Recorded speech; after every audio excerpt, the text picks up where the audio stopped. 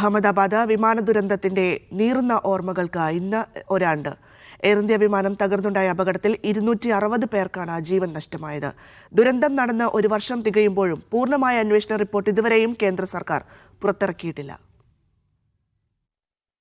2025 June 12 Sardar Vallabhbhai Patel വിമാനത്താവളത്തിലെ 23-ാം number റൺവേയിൽ നിന്ന് പറന്നുയർന്ന വിമാനം 32 സെക്കൻഡുകൾക്കകം തീഗോളമായി മാറി. 1.5 കിലോമീറ്റർ മാത്രം ദൂരമുള്ള BJ മെഡിക്കൽ കോളേജിന്റെ ബോയ്സ് ഹോസ്റ്റലിന് മുകളിലാണ് ബോയിംഗ് ഡ്രീം ലൈനർ 787 വിമാനം പതിച്ചത്. ജീവനക്കാരടക്കം 242 പേരിൽ 241 പേരും വെന്തുമരിച്ചു. സമീപ പ്രദേശത്തുണ്ടായിരുന്ന 19 പേരും അഗ്നിക്കിരയായി. ദുരന്തത്തിൽ ഗുജറാത്ത് മുൻ മുഖ്യമന്ത്രി വിജയ് രൂപാണിയും പത്തനംതിട്ട സ്വദേശി രഞ്ജിത ഗോപകുമാരനും ജീവൻ നഷ്ടമായി. എന്നാൽ അപകടം നടന്ന് ഒരു വർഷം പിന്നിട്ടിട്ടും അപകടത്തിന്റെ പൂർണ്ണ റിപ്പോർട്ട് AAIB ഇതുവരെയും സമർപ്പിച്ചിട്ടില്ല.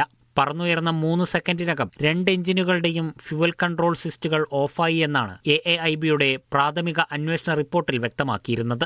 യഥാർത്ഥ കുറ്റവാളികൾ ആരെന്ന് വ്യക്തമാകുന്നതുവരെ വിമാന കമ്പനിയുടെ നഷ്ടപരിഹാര തുക കൈപ്പറ്റേണ്ടെന്ന നിലപാടിലാണ് മരണപ്പെട്ടവരുടെ കുടുംബാംഗങ്ങൾ. അഹമ്മദാബാദ് ദുരന്തത്തിന് ശേഷവും സുരക്ഷ വർദ്ധിപ്പിക്കാനുള്ള നടപടിയിൽ കേന്ദ്രം വീഴ്ച വരുത്തി. മഹാരാഷ്ട്ര ഉപമുഖ്യമന്ത്രി അജിത് പവാർ സഞ്ചരിച്ച വിമാനം തകർന്നു. വിമാനത്തിൽ സാങ്കേതിക തകർച്ചകളും തുടർക്കഥയാവുകയാണ്.